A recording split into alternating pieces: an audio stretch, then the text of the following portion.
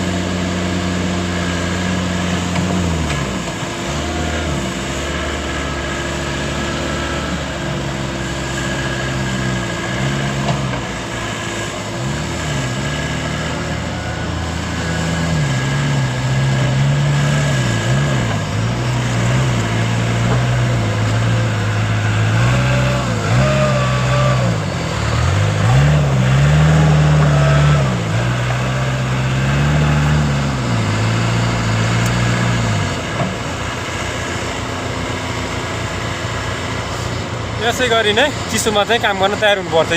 हेर्नुहोस् हिउँ परिरह, म चाहिँ काम गरिरह है। हिउँ परेर यस्तो छ।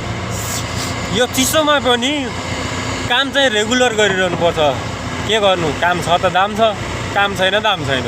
यस्तै हो हजुर युरोप। युरोप भनेर हतार नहतारिन है।